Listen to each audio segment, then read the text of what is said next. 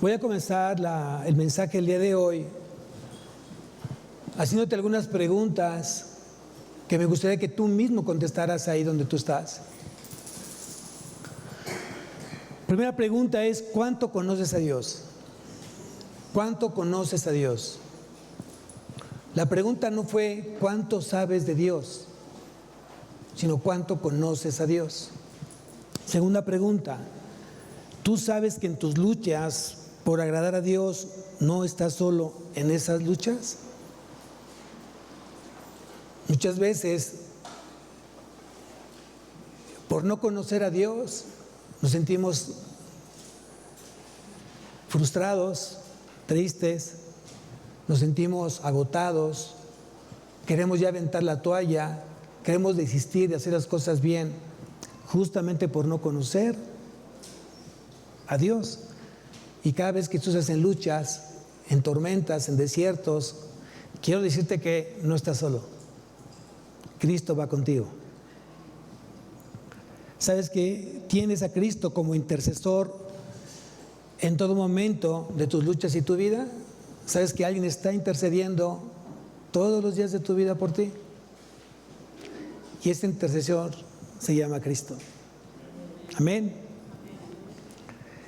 Pero necesitamos ahora nosotros, los que creemos en Cristo, dar evidencia de que realmente creemos en Él, que realmente conocemos de Él. No solamente sabemos de Él, sino hoy conocemos a Él, el cual amerita una relación con Él, una relación distinta, y vuelvo a repetir, a una religión. Una religión creada por el hombre está basada en el hombre, en principios de hombres, en políticas y leyes de hombres. Y esa es una religión. Una relación es completamente distinta. Y voy a bajar de nivel. Es la misma relación que tú anhelas tener con tu hijo, con tu hija. La misma relación que tú quieres tener con tu esposo, con tu esposa. Ahora sube de nivel. Dios busca justamente esa relación contigo. ¿Cuántos de acá tienen una relación con Dios? ¿Cuántos quisieran tener esa relación con Dios? Amén. Fue diferente, amén, claro. Y yo creo que llegaste justamente al lugar indicado para que tú aprendas a tener esa relación con Dios. Una relación que te permite tener un cambio genuino en tu vida, no solamente religioso, no solamente los domingos, que escuchas el mensaje y a partir del día de mañana, lunes, nuevamente eres la misma persona con la que eres lunes al sábado. Y el domingo entras por este lugar y te pones otra careta totalmente distinta a la que no es. ¿A quién le gustan las mentiras? ¿A quién le gusta que le mientan? Creo que este mensaje es bueno para todos. El mensaje se titula Evidencias de conocer a Dios. Evidencias de conocer a Dios. Y quiero que me acompañes a la primera carta de Juan. Primera carta de Juan, capítulo 2, a partir del versículo 5 en adelante. Primera carta de Juan, capítulo 2, del versículo 1 en adelante. Y dice así, dice el apóstol Juan, dice: hijitos míos, estas cosas os he escrito para que no pequéis. Y si alguno hubiera pecado, abogado tenemos para con el Padre, a Jesucristo el justo. A Jesucristo el justo. Quiere decir que el pecado es un gran problema en la vida del creyente. El pecado es un gran problema en la vida del creyente porque todos tenemos pecados en nuestro corazón. La concupiscencia significa un corazón inclinado a hacer lo malo, y todos tenemos concupiscencias en nuestro corazón. Luego entonces, si el pecado entró por el engaño y a través de una desobediencia del hombre en el Edén, nuestros padres espirituales, Adán y Eva, quiere decir que ese pecado de desobediencia pasó de generación en generación hasta nuestros días. Hoy todos somos desobedientes, no por desobedecer, sino por tener una naturaleza de desobediencia. Esa es nuestra naturaleza real, de desobediencia. Tú a un hijo no le enseñas a desobedecer, tú le enseñas a obedecer. ¿Por qué un niño es desobediente? Por su naturaleza caída, por su naturaleza de desobediencia. Cuando llegamos a Cristo, Él nos da de su naturaleza divina y entonces persevera la naturaleza de Dios en nuestra vida. Y vamos a ver justamente en esta predicación cómo es que yo puedo dar esa evidencia de que realmente está Cristo en mi vida, de que realmente tengo vida eterna y que no solamente es una religiosidad la que estoy viviendo. Pero el primer punto dice que Cristo es mi abogado. ¿Ante quién? Para con el Padre que está en los cielos. Yo tengo un abogado. Y un abogado es aquel que está intercediendo por ti y por mí todos los días. ¿Hay alguna solución al problema del pecado en la vida del creyente? ¿Hay alguna solución? ¿Hay alguna solución? Claro que sí. Cristo es la solución. Pero no solamente es porque sé que Cristo murió en la cruz hace 2000 años y vino justamente a pagar el castigo del pecado en la cruz. Y eso me libera a mí del pecado. No solamente es eso, amados. Porque si estamos diciendo que el pecado sigue morando en nosotros, ¿qué quiere decir? Que seguimos luchando justamente con el pecado y lo vamos a estar luchando todos los días de nuestra vida. Sin embargo, lo que sí puedo hacer es que mi círculo de santidad vaya creciendo en mi vida y el círculo de pecado vaya minorando en mi vida. Eso sí lo puedo lograr hacer en Cristo Jesús. ¿Cómo hoy entonces me aseguro que Cristo es mi abogado? Muy fácil, si confesamos nuestros pecados. Cada vez que tú y yo pecamos, tenemos que ir directamente a la confesión de pecados. Y yo entonces confieso mi pecado delante de Dios y le digo a Dios: Señor, he pecado contra ti. He sido mentiroso, he engañado, tal vez hoy no quiero dejar mi amante, ando en adulterio, ando en fornicación, ando viendo pornografía, no dejo el cigarro, sigo en el alcohol. Perdóname, Señor, confieso que soy un pecador delante de ti. Y dice su palabra en el capítulo 1 de la primera carta de Juan, versículo 9, dice: si confesamos nuestros pecados, Él es fiel y justo para perdonar nuestros pecados y limpiarnos de toda. ¿Qué necesito? Confesar. ¿Qué necesito? Confesar. ¿Esta confesión es de labios? Señor, te confieso que soy un borracho, me emborraché. Perdóname. ¿Cristo me perdona? Claro, ya me perdonó en la cruz. Él murió por todos los pecados. Pero debo de creer justamente en esa muerte que fue suficiente para mis pecados. ¿Qué me demanda esa confesión? ¿Que por un tiempo lo deje hacer y otra vez a la siguiente semana siga yo de borracho? No, amados, no es así. La confesión amerita un arrepentimiento genuino, no un solo un remordimiento. Hay mucha gente que confunde el arrepentimiento con el remordimiento y son cosas completamente distintas. Una evidencia de que realmente Cristo está en mi vida es que hay un arrepentimiento donde yo confieso mi pecado y hay un cambio en mi vida a 180 grados. Si antes me emborrachaba, dejo de emborracharme. Si antes mentía, dejo de. Si antes era iracundo, dejo de ser iracundo. Cambio de 180 grados. Si no es así, entonces no hay un arrepentimiento genuino y por lo tanto no está en Cristo en tu vida.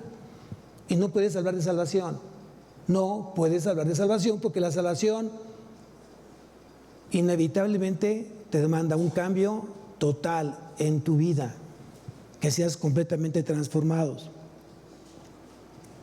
Entonces la Biblia nos habla de un intercesor, de un defensor para los salvos, no para todos, tienen que ser salvos. que hayan nacido de nuevo y que hayan puesto su fe en Jesucristo el justo.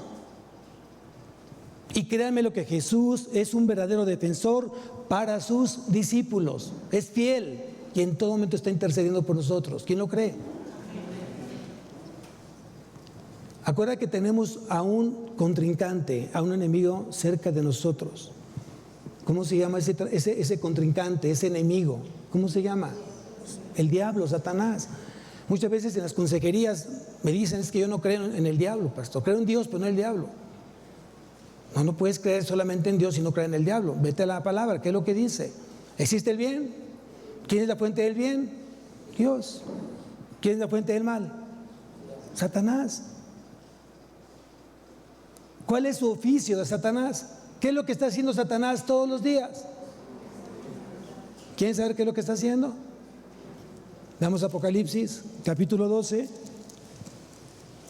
Apocalipsis, capítulo 12. Pues es importante que aprendamos la palabra, aprendamos qué es la palabra de Dios. Vete a la Biblia, ahí lo tenemos todo. Y aquí en Apocalipsis, capítulo 12, versículo 10, vamos a conocer el oficio de Satanás. Y dice aquí: entonces oí una gran voz en el cielo que decía: ahora ha venido la salvación, el poder y el reino de nuestro Dios y la autoridad de su Cristo, porque ha sido lanzado fuera él. ¿Qué dice ahí? ¿Qué dice ahí? El acusador. ¿Cuál es su oficio de Satanás? Estar acusándonos. Él está acusándonos ¿contra quién? O más bien, ¿con quién nos acusa? Con Dios. No se te olvide, cada vez que tú estás en pecado, el acusador está diciéndole: Señor, ¿está en pecado? Yo tengo derecho legal por el pecado de este hombre que dice de ser cristiano y está en pecado. A mí me está dando el derecho legal de hacer de su vida lo que yo quiera hacer. ¿Puede o no puede hacerlo el diablo? Claro que sí, porque tú cuando estás en pecado le das derecho legal para hacerlo. Y no solamente para tu vida, escucha bien, no solamente para tu vida, sino para tu matrimonio, para tus hijos, para tus nietos, hasta la tercera y cuarta generación. La gente que no ha rompido o roto o destruido esas generaciones maldicientes de su vida a través de la sangre de Cristo, te va a llevar esa generación, esa herencia espiritual de maldición te va a seguir hasta la tercera y cuarta generación en tus hijos. Y no puedes estar viviendo una vida de falsedad e hipocresía, porque estás lastimando tu legado de la tercera y cuarta generación en tu vida. Tus hijos, tus nietos, tus bisnietos, si Dios te permite conocer tus tataranietos, el legado que tú estés haciendo el día de hoy, lo que estés sembrando el día de hoy, van a llegar, van a cambiar y van a transformar esas vidas a través de lo que tú les estás enseñando, lo que tú sembraste. Escúchalo bien. Lo que estás sembrando el día de hoy lo van a heredar tus hijos, tus nietos, tus bisnietos, hasta la tercera y cuarta generación. ¿Ustedes creen que Cristo implora por el pecador porque pecó? ¿Ese es su trabajo de Jesús, implorar por los pecados del pecador? No, amados. Él no implora por el pecador. Él murió ya por los pecados. Él ya no está implorando por el perdón de los pecados, porque Él ya pagó el castigo en la cruz. Lo que está diciendo aquí es que su muerte es suficiente para el sacrificio de los pecados. Y Dios, a través de ese sacrificio en la cruz de Cristo, perdonó los pecados. ¿De quiénes? ¿De quiénes? De los que creen en Cristo. Solamente de aquellos que creen en Cristo, que creen que su muerte es suficiente para los pecados de esa persona que está en pecado. Esa muerte, para muchos que no creen en Cristo, no sirve, es vana, porque no creen en Él. Y es claro la palabra lo que dice: el que cree en el Hijo. ¿Me puedes poner Juan 3:36, por favor? Vean acá en las pantallas, Juan 3:36, ¿qué es lo que dice Juan 3:36? Dice: el que cree en el Hijo tiene vida eterna. el que cree en el Hijo tiene vida eterna. Mas el que se rehúsa, cree en el Hijo, no verá la vida, sino la ira de Dios está sobre él. Quiere decir entonces que habrá personas que viven bajo la gracia y la misericordia de Dios a través del Hijo. Las personas que no creen en Cristo, que no lo han tomado como su suficiente Salvador y Señor, están viviendo la ira, el juicio de Dios en sus vidas. Y por más que clamen, por más que ellos oren en sus vidas, no va a pasar absolutamente nada. ¿Qué es nada? Nada es nada.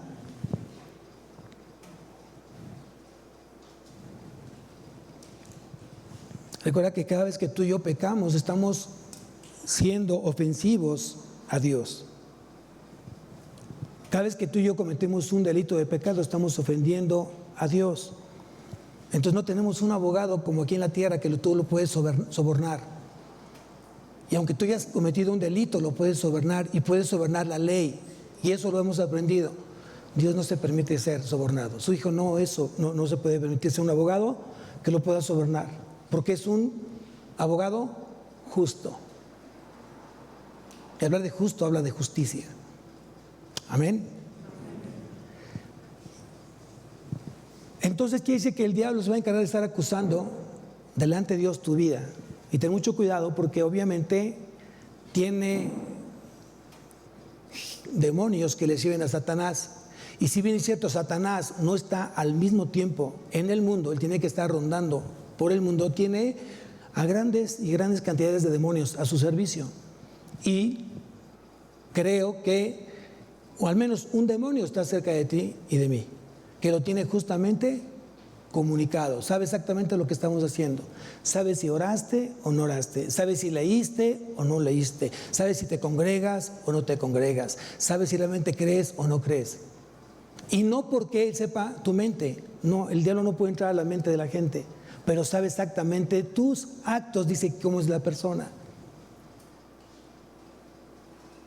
Y tan fácil es que diga, es que no oro hoy. Ah, no oro hoy, perfecto, haz lo que ya sabes que tienes que hacer. Ponle sus tentaciones que le gustan y que va a caer, porque no oró. Ah, que no se congregó, pan comido. Dale esto para que caiga en pecado. Ah, no leyó la Biblia. Ay, no, mira, haz aquello. Es lo que hacen los demonios. Y por eso mucha gente está cayendo de pecado en pecado. Porque el diablo sabe exactamente dónde, de qué pie tú cojeas. Te conoce perfectamente bien. Y lo que tú y yo necesitamos es ser protegidos por nuestro abogado, que esté intercediendo por nosotros todos los días de nuestra vida. Él ya llevó sobre él el castigo del pecado. ¿Dónde dice que es nuestro intercesor Jesús? Vamos a Romanos capítulo 8, versículo 34. Romanos 8, 34.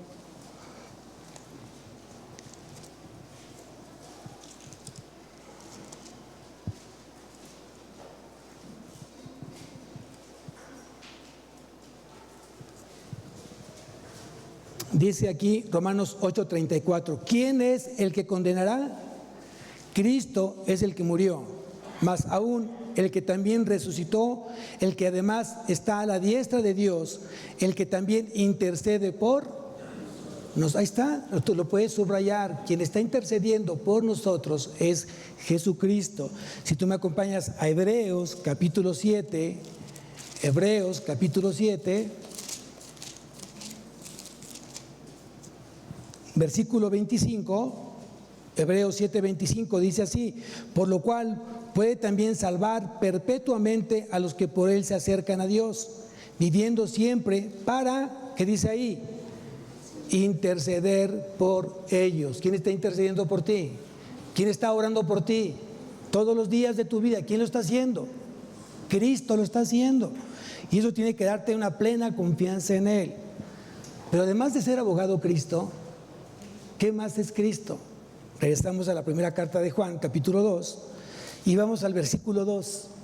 Primera carta de Juan, capítulo 2, versículo 2 dice: y Él es la propiciación por nuestros pecados, y no solamente por los nuestros, sino también por los de todo el mundo. el que es propiciación.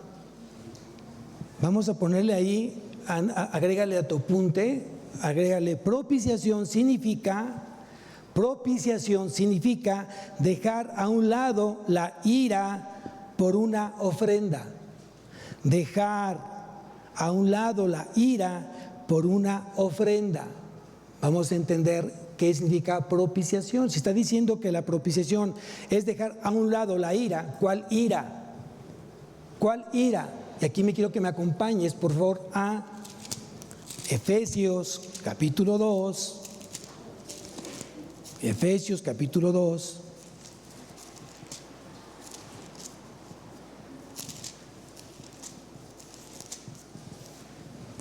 Y vamos al versículo 1, desde el versículo 1 en adelante, Efesios 2:1, dice así: y Él, ¿quién? Cristo, y Él os dio vida a vosotros cuando estabais muertos en vuestros delitos y pecados. Sin Cristo, ¿cómo estábamos? Muertos. Cuando llega Cristo a nuestra vida, ¿qué tenemos? Vida en Él. Él comunica vida, Él es la vida. Luego sigo leyendo: en los cuales anduvisteis en otro tiempo, siguiendo la corriente de este mundo, conforme al príncipe de la potestad del aire, el espíritu que ahora opera en los hijos de desobediencia. Sigo leyendo: entre los cuales también todos nosotros vivimos en otro tiempo en los deseos de nuestra carne. Tiempo pasado.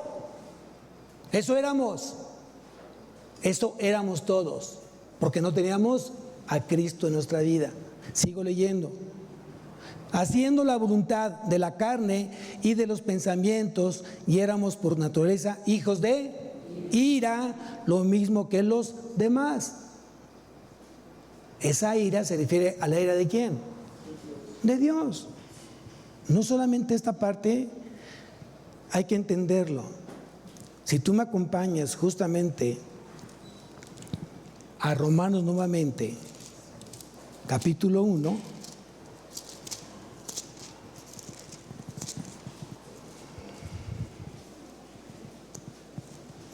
Romanos capítulo 1, ¿ya lo tienen? Porque yo no. Ok, Romanos capítulo 1. Dice entonces la Biblia que la propiciación desvía la ira de Dios por una ofrenda. ¿Quién es la ofrenda? ¿Quién fue la ofrenda? Cristo fue la ofrenda. Luego entonces, vean lo que dice aquí justamente Romanos capítulo 1, versículo 18. Dice: porque la ira de Dios se revela desde el cielo contra toda injusticia. Injusticia. Bueno, dice ahí impiedad. Injusticia, ¿no? E injusticia. La impiedad significa contra todo pecado. Lo contrario a impiedad, piadoso. La gente que no es piadosa es impía, que hace su propia voluntad, hace lo que quiere, en pocas palabras, no considera a Dios en nada. Y aquí dice entonces: porque la ira de Dios se revela desde el cielo contra toda impiedad e injusticia, contra toda desobediencia de los hombres que detienen con desobediencia la verdad. ¿Cuánta gente está deteniendo la verdad por su desobediencia a la palabra? A ver, vamos a entender algo muy importante. El mundo, no me interesa en este momento hablar del mundo, porque el mundo no tiene a Cristo. Estoy hablando hoy a la gente que está aquí en este lugar, que se está esforzando por conocer de Cristo, por conocer la verdad. No sea que te encuentres en este momento, dice aquí, deteniendo la verdad por tu desobediencia. Lo voy a decir de otra manera: yo quiero que mi casa sea salva, yo quiero que mis hijos, mi esposa sean salvos. Me tengo que asegurar que yo sea salvo, ¿cierto? Amén. Luego entonces, ¿qué necesita mi esposa y mis hijos ver en mí? A Cristo. A Cristo. Si logro yo, a través de mi testimonio en Cristo, llegar al corazón de mi esposa y mis hijos, seguramente también van a ser salvos. ¿Hasta ahí estamos bien? Amén. ¿Todos queremos eso? ¿Qué es lo que no puedo hacer? Ser tropiezo o ser piedra de tropiezo para mi esposa y mis hijos. Hablo de Cristo y no soy congruente con mis hechos en Cristo. ¿Y saben qué está pasando hoy en día? Que hay mucha gente que es incongruente con lo que ellos profesan. Profesan conocer a Dios, mas sus hechos lo niegan. Y es abominación para Dios eso. Tito capítulo 1, versículo 15 lo dice ahí. Profesan conocer a Dios, mas sus hechos lo niegan, siendo abominable para Dios. Tú no puedes vivir una vida en doble sentido, con doble moral. O eres o no eres. O somos o no somos. Hay mucha gente que está viviendo el engaño. Profesa conocer a Cristo, habla de Cristo, viene hoy con la intención de escuchar a Cristo, pero no lo vive. Sigue guardando rencor, sigue guardando desconfianza en su corazón, sigue guardando resentimiento en su corazón. Y eso está impidiendo un matrimonio que fluya, está impidiendo que fluya una familia de verdad, que sea una familia que esté basada en la armonía. No sirve de nada que yo hable de Cristo cuando yo no tengo confianza en mi esposa o cuando ella no me tiene confianza en mí. No sirve de nada. No sirve de nada cuando yo estoy dándole una enseñanza incorrecta a mis hijos y les digo, crean en Cristo. ¿A cuál Cristo, pa? ¿Al que tú profesas o al que tú demuestras? ¿De qué estamos hablando el día de hoy? De las evidencias que hoy tengo que tener como cristiano. Pero sigo leyendo porque aquí entra lo más terrible que pueda pasar en la vida de una persona. Lo más terrible. Si aquí hay alguien que está deteniendo la verdad a través de su desobediencia, vea lo que dice justamente el versículo 24. Dice, por lo cual también Dios los entregó a la inmundicia y en las concupiscencias de sus corazones, de modo que deshonraron entre sí sus propios cuerpos. ¿Quién los entregó? ¿Quién los entregó? Sigo leyendo, versículo 26. Bueno, versículo 25. Ya que cambiaron la verdad de Dios por la mentira, honrando y dando culto a las criaturas antes que al Creador, el cual es bendito por los siglos. Amén. Aquí habla de la idolatría. Acordemos que ya hay ídolos modernos. La idolatría era antes estatuas, eran pinturas. Eso era antes. Hoy en día ha cambiado mucho los ídolos modernos. El teléfono celular, mi matrimonio, el dinero, el tiempo, mi carro, mis herencias, todo se puede convertir hoy en día en un ídolo. ¿Qué significa? Que está ocupando el lugar de Dios. Versículo 26, por esto Dios los entregó a pasiones vergonzosas, pues aún sus mujeres cambiaron el uso natural por el que es contra naturaleza. Está hablando de lesbianismo. Cuando ya Dios entrega a una persona al lesbianismo, lo deja, ya fue entregado por Él y ya está perdido. Ya no hay más que hacer, ya no puedes orar a Dios porque Dios ya lo entregó. Sigo leyendo. Y de igual modo, también los hombres, dejando el uso natural de la mujer, se encendieron en su lascivia unos con otros, cometiendo hechos vergonzosos, hombres con hombres, y recibiendo en sí mismo la retribución debida a su extravío. Y como ellos no aprobaron tener en cuenta a Dios, Dios los entregó a una mente reprobada para hacer cosas que no convienen. Cuando Dios te entrega, la persona ya está perdida. Pero como tú y yo no lo sabemos, ¿cuál es nuestra responsabilidad como creyentes? Yo no sé cuántos Dios ya entregó. Yo no lo sé. Y tampoco me interesa saberlo, porque es una cuestión de Dios y no para mí. Pero ¿cuál es mi responsabilidad? ¿Cuál es tu responsabilidad?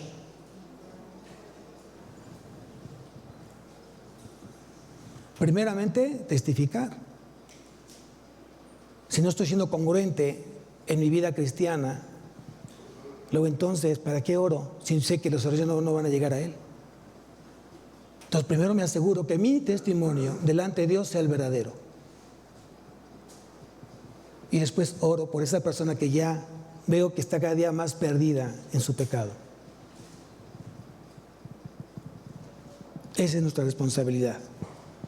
Esa es la ira de Dios. Y por eso Jesús es el propiciatorio de nuestros pecados. Él justamente apaciguó la ira de Dios a través de su sacrificio en la cruz. Regresamos nuevamente a la primera carta de Juan, capítulo 2.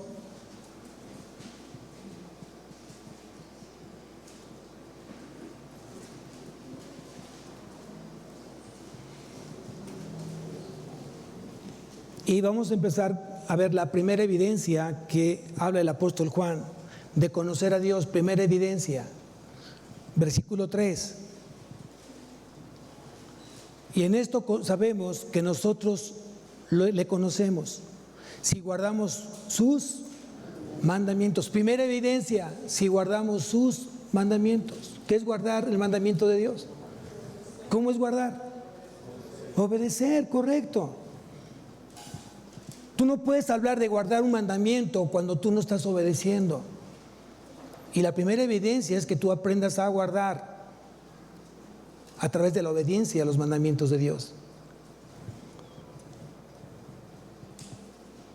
Y en esto sabemos que nosotros le conocemos si guardamos sus mandamientos.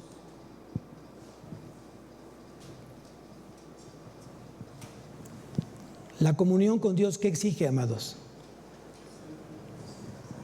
La comunión con Dios, ¿qué exige? Obediencia. La comunión con Dios exige obediencia. Y no está hablando de un conocimiento intelectual, que también es bueno.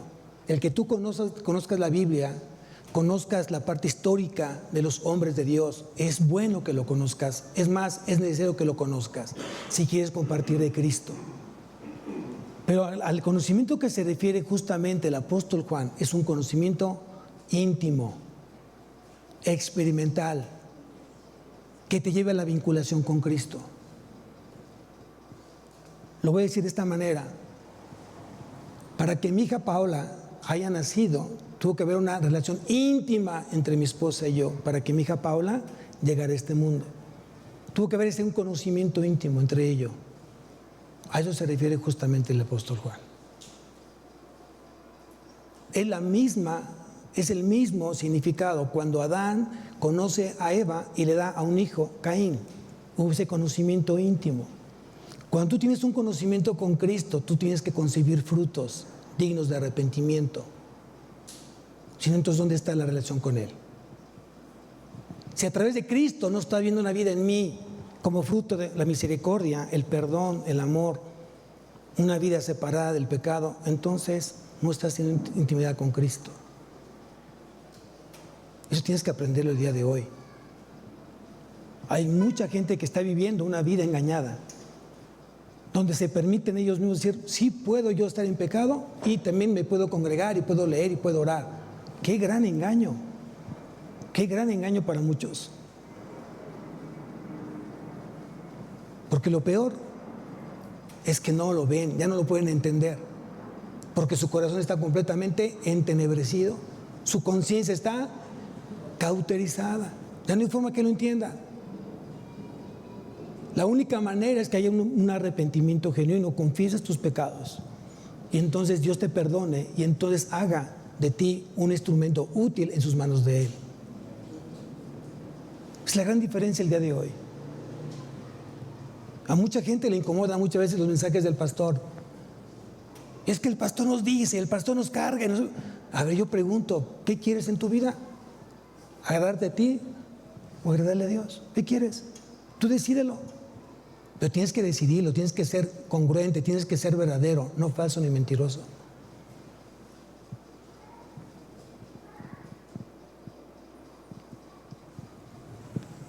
¿Cuál es el propósito divino de que guardemos sus mandamientos? ¿Cuál es el propósito de Dios que guardemos sus mandamientos? A ver, vamos a entender. Estamos esperando una gran profecía, un gran suceso escatológico que está muy pronto a suceder, que es el arrebato a la iglesia. Cristo viene por su iglesia y va a haber un arrebato. la va a arrebatar justamente a las nubes con Él. Y estamos esperando, anhelando que eso llegue en el tiempo de Dios. Pero ¿qué estoy haciendo el día de hoy? ¿Cómo estoy recibiendo esa segunda venida de Cristo? ¿Cuidando mi santidad? ¿Cuidando mi obediencia? ¿Cuidando mi relación con Dios? ¿O viviendo una vida inmoral? Una vida de pecado, una vida de doble moral, una vida de doble ánimo. A veces sí, a veces no. A veces leo, a veces no. A veces oro y a veces no. ¿Cuánta gente vive de esa manera? Pero ¿saben cuál es el propósito de Dios justamente para que tú y yo guardemos los mandamientos?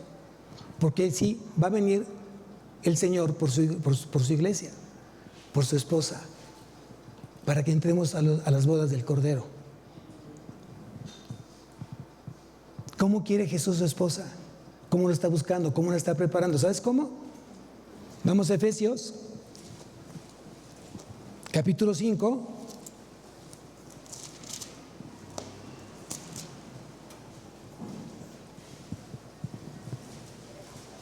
Efesios capítulo 5, versículo 25, dice: maridos, amad a vuestras mujeres, así como Cristo amó a la iglesia. ¿Cómo debe de amar el marido? ¿Cómo debe de amar el esposo a la esposa? Como Cristo amó a su iglesia. Si todavía no amas a tu esposa como Cristo amó a la iglesia, ora a Dios y Él te va a ayudar a que tú la ames como Cristo amó a la iglesia. Solamente una persona, amén. Aquí las mujeres cuando dicen amén, o a menos que todas sientan amadas como Cristo. Y se entregó a sí mismo por ella. Versículo siguiente. ¿Para qué? Para santificarla, habiéndola purificado en el lavamiento del agua por la palabra, a fin de presentársela él mismo, a fin de presentársela a sí mismo, una iglesia gloriosa, que no tuviese mancha ni arruga ni cosa semejante, sino que fuese santa y sin mancha.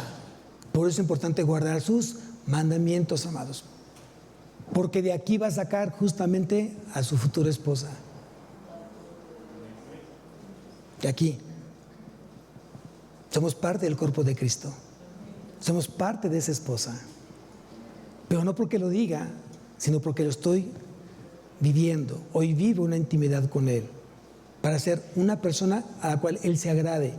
Y no soy perfecto, tampoco tú eres perfecto, pero somos santificados en su nombre, en su palabra. Santifícalos en tu verdad. Tu palabra es verdad. ¿Qué nos santifica? La palabra. ¿Qué nos limpia? La palabra. ¿Qué nos fortalece? La palabra. ¿Qué nos consuela? La palabra. ¿Cómo podemos hoy sentir el amor de Cristo? Por su palabra. ¿Cada cuando lees? ¿Cada cuando meditas? ¿Cada cuando estudias? De repente consejerías, me dicen: ¿qué pasó con tu Biblia? Ah, sí, ya tengo. ¿Y por qué no la trajiste si tenías cita con el pastor? ¿O qué venías a platicar con el pastor? Tú vienes para que Dios hable a través del pastor. Tú tienes que traer Biblia, cuaderno y pluma para ver lo que Dios tiene preparado en ti. Tú vienes este día para ver qué Dios tiene preparado para ti. Estás anotando.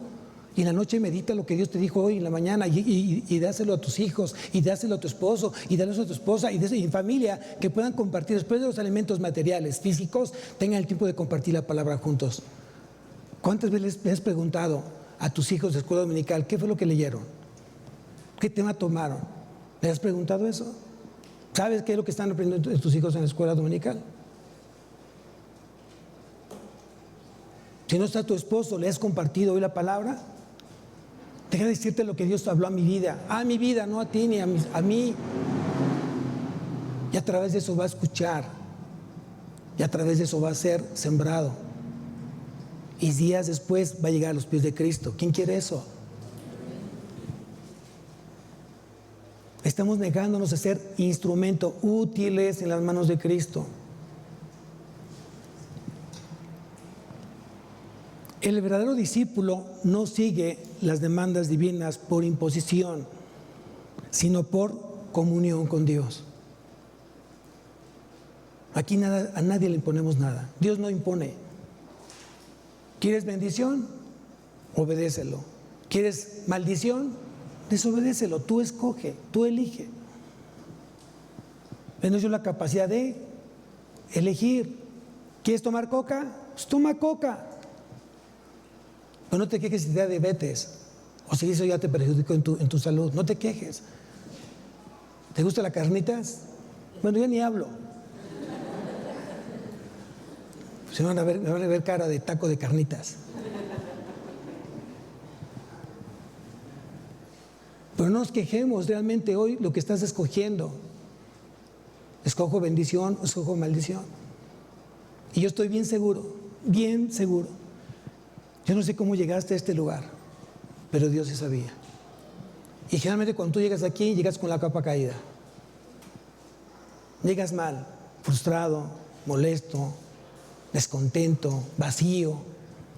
Y algo sucede que cuando comienzas a escuchar la palabra de Dios, empieza a llenar Dios ese vacío que solamente puede llenar Él. Es el único que puede llenar ese vacío, el único. Ni el dinero, ni la fama, ni tu inteligencia, nada, solamente Cristo. Y cuando sales de este lugar, ¿cómo sales? Como un poderoso gigante. Ahora sí, a lo que sigue, ¿no? Amén. Porque lo tengo a Él, lo llevo en mí. Ya no vivo yo, más Cristo vive en mí. Y lo que vivo ahora en la carne, lo vivo en la fe del Hijo, el cual me amó y se entregó a sí mismo por mí y por ti. Pero lo tienes que creer, amado. Lo tienes que creer para que tú realmente lo vivas. Apasionate de las cosas de Dios. Apasionate, habla de Él. Si tienes que estar afanado de algo, tienes el permiso de Dios de afanarte por su palabra, por buscar primeramente el reino de Dios y su justicia. Afánate de buscar su reino. Búscalo, que sea lo primero que tú busques desde que tú abras tus ojos. Y vas a ver cómo las cosas van a ser completamente distintas. Regresamos nuevamente a la primera carta de Juan, capítulo 2, versículo 4. Ese es un versículo muy fuerte. Y dice aquí, versículo 4, capítulo 2, el que dice, yo le conozco y no guarda sus mandamientos, el tal es mentiroso y la verdad no está en él. Ojalá que tú no seas de esas personas que está hablando justamente el apóstol Juan, que dice que conoces a Cristo y no guarda sus mandamientos. El tal es mentiroso y la verdad no está en él.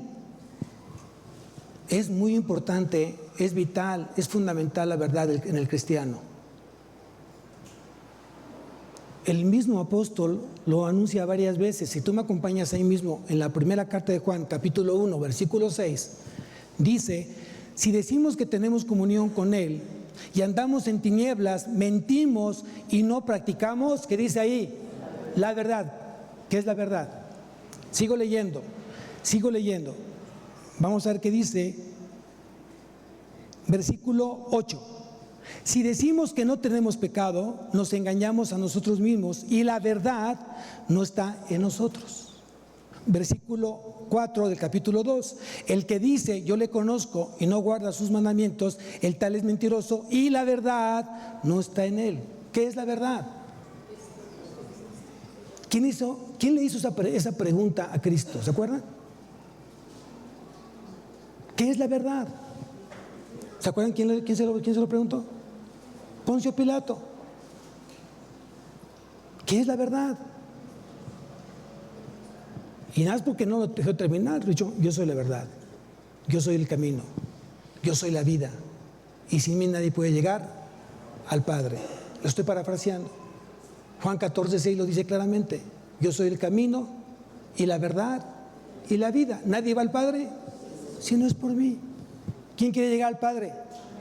Tienes que ir entonces por el camino de Cristo, no hay otro camino. La vida de Cristo, el camino de Cristo, la verdad de Cristo, porque Él es la verdad, Él es la vida. no es una vida, no es un camino, no es una puerta, es la única puerta al cual tenemos que entrar para encontrarnos entonces los pastos de salvación. No hay otra forma, no hay otra manera. Algunos dicen conocer a Dios, pero no viven una vida consecuente con ese conocimiento.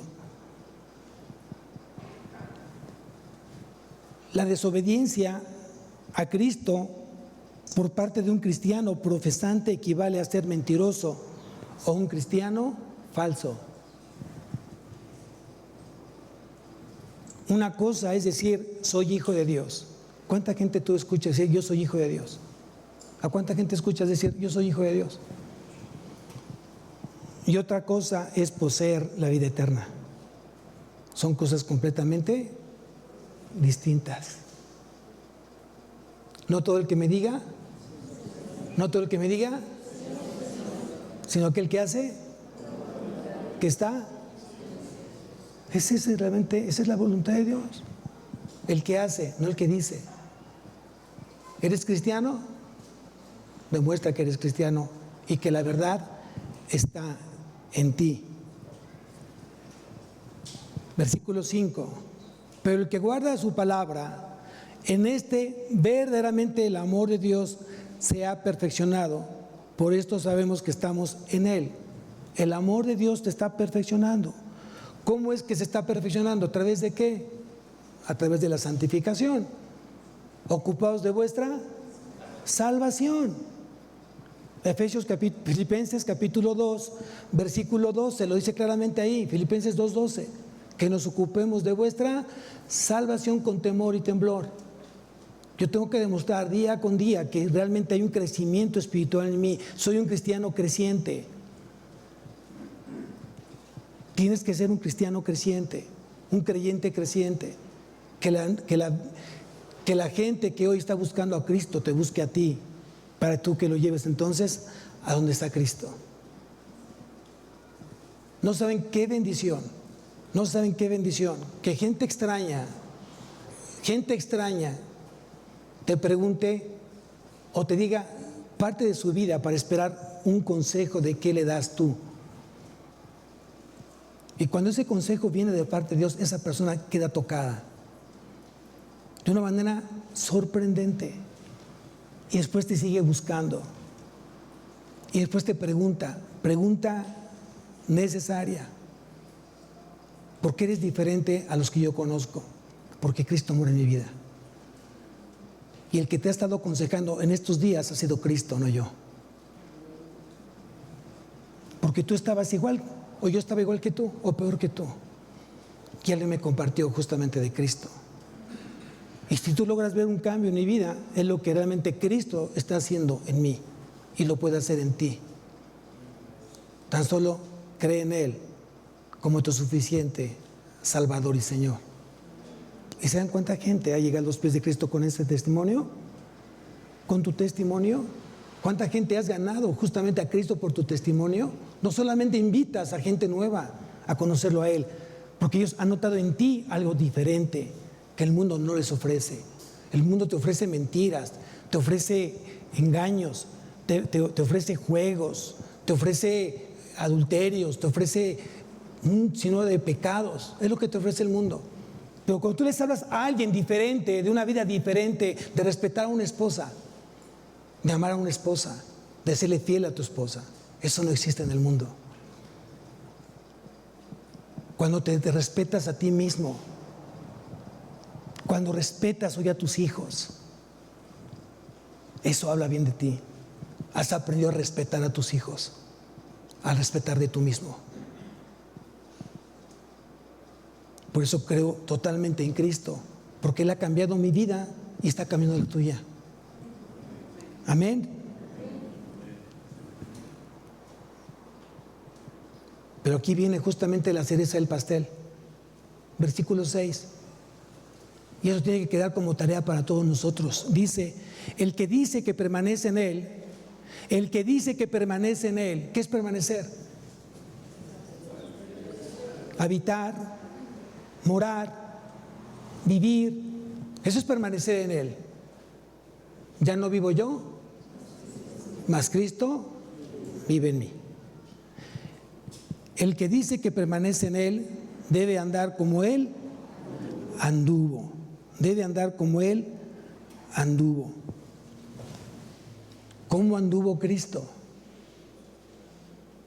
¿Cuál fue su caminar de Cristo? Me voy a apoyar en otro pasaje que está en la primera carta de Pedro, una carta antes. Primera carta de Pedro, capítulo 2, versículo 21. Primera carta de Pedro, capítulo 2, versículo 21. Dice aquí: pues para esto fuisteis llamados, porque también Cristo padeció por nosotros, dejándonos.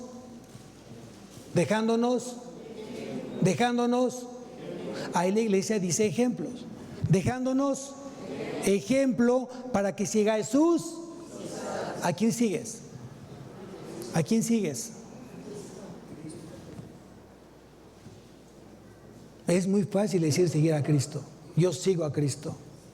Hoy tus hechos hablan de ese seguimiento a Cristo. Hoy tu forma de hablar está realmente reafirmando que estás siguiendo a Cristo. Hoy tu forma de relacionarte en tu trabajo, en tu escuela, ¿está realmente reflejando a Cristo?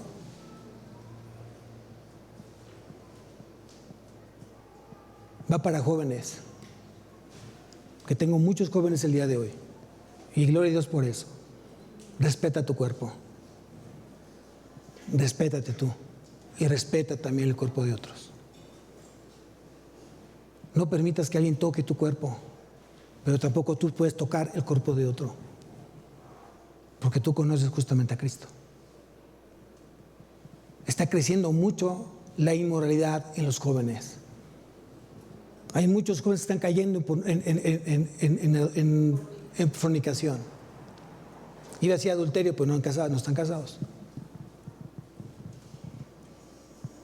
Y vienen aquí y claman al Señor, alaban al Señor, levantan manos, leen la palabra y se están acostando con su novio, se están acostando con la novia. Se permiten acariciarse. Y el templo de Dios, el templo del Espíritu Santo es tu cuerpo. Cristo está en tu vida. Papás, pongan mucho cuidado en eso. Están a tiempo. No hagan que el nombre de Cristo sea vituperiado, sea lastimado, su honor de Cristo sea lastimado por tu actuar, porque no aprendiste justamente a estorbar a tus hijos a tiempo. Y si ya caíste en ese pecado de fornicación, salte de ahí, si es que realmente está Cristo en tu vida. Y si no, darás cuenta, a Dios o a Cristo.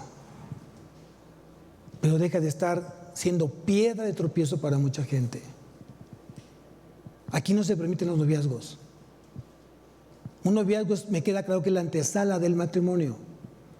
Cuando me dice, pastor, ¿puedo tener novia? ¿Cómo vas en la escuela? Dame tus calificaciones. Y quiero ver cómo estás en casa. ¿Honras a tus padres? ¿Cómo está tu relación con Dios? ¿Y quieres tener novio?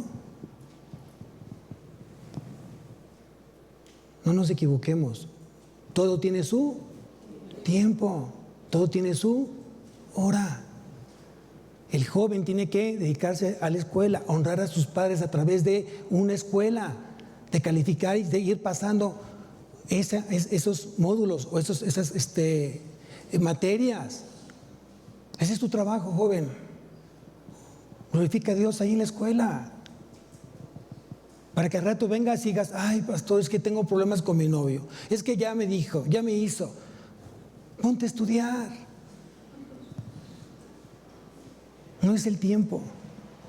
Cuando un verdadero noviazgo en el Señor esperan el tiempo del Señor. Platican con sus papás. Hay una persona que me interesa para esposo o para esposa. Primer filtro, casa. Papá y mamá son filtros. Segundo filtro, pastor, yo necesito conocer a tu novio o tu novia. Filtro. Segundo filtro, la palabra, la más importante. Cuando esperan este noviazgo, espera el tiempo del Señor, estoy apostando o estoy diciendo que va a haber un matrimonio realmente hermoso en el Señor. Los conozco. A mí eso no me lo dicen, no los conozco. Que han esperado justamente el tiempo del Señor. Tienen problemas, pero no como los tuyos y como los míos. Han aprendido a sostenerse bajo la oración y el temor de Dios este matrimonio. ¿Quieres hacer eso? Entonces enseña a tus hijos a tiempo. Tú eres una parte importante en el corazón de tu hijo. Tú estás formando el corazón de tu hijo a través de la palabra. No se te olvide. Si queremos una iglesia fuerte, sólida, firme, va a ser bajo los fundamentos de Cristo. No hay otra forma. Y todos tenemos la gran oportunidad. ¿Tienes nietos? Háblales de Cristo. ¿Tienes sobrinos? Háblales de Cristo. ¿Tienes hijos? Háblales de Cristo. ¿Tienes vecinos? Háblales de Cristo. Es la mejor forma de demostrar que estás sacándole provecho a tu vida. Mas buscad primeramente el reino de Dios y su justicia, y todo lo demás vendrá por añadidura. Tu escuela, tu trabajo, tu promoción en el trabajo, tus clientes, todo viene a través de buscar primeramente el reino de Dios. Amén. Vamos a levantarnos, iglesia.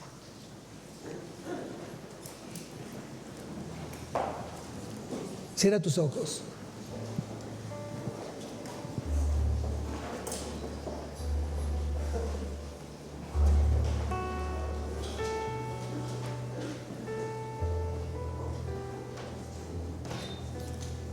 Señor, te damos tantas gracias por este mensaje que vino a despertar muchos corazones que se encontraban justamente entenebrecidos. Yo sé, mi Dios, que acabas de hablar al corazón, donde tú demandas un corazón apartado para ti, un corazón que esté limpio, que esté puro, que aprenda a confesar sus pecados y no tener pecados ocultos, a no tener pecados no confesados, porque eso ancla el corazón del creyente y no le permite un crecimiento genuino en caminar tuyo. Padre mío, yo sé que hay muchos que están batallando con muchas cosas de su vida. Yo te pido y te ruego que tengas compasión y que tengas misericordia, que puedas sacarlos de esa vida de pecado. Pero también creo que hay corazones que están completamente decididos a buscarte a ti, a hacer las cosas bien delante de ti. Yo ruego que tú sigas derramando de tu poder, que sigas derramando de tu gracia en estos corazones, en estos matrimonios que están hoy convencidos que vivir una vida contigo es una vida de bendición. Oro por aquellos jóvenes que hoy, por su característica de su juventud, hay inmadurez en muchos de ellos. Toca sus vidas, toca sus corazones. Hazlos que te vean a ti, Señor, que te busquen a ti en todo momento. Y si están a punto de tener una relación, o si están a punto de tomar una decisión incorrecta, Señor, estórbalos, sacúdelos. Cuídalos, Señor, te lo suplicamos. Te damos tantas gracias porque nos has abierto nuestros ojos, has quitado esas escamas espirituales que no nos permitían ver tu grandeza, tu magnificencia, tu poder, tu soberanía, tu santidad. Hoy te vemos a ti. No tan solo oímos de ti, hoy te vemos. Hoy mis ojos te ven, como decía Job. Te doy tantas gracias por los corazones que tú enviaste esta mañana. Gracias por sus vidas. Yo los bendigo en el nombre de Cristo Jesús. Y anhelo profundamente que esta semana sea plena en ti, llena de ti, a través de tu palabra. En Cristo Jesús. Amén y amén. Amén. Dios bendiga su semana, amados.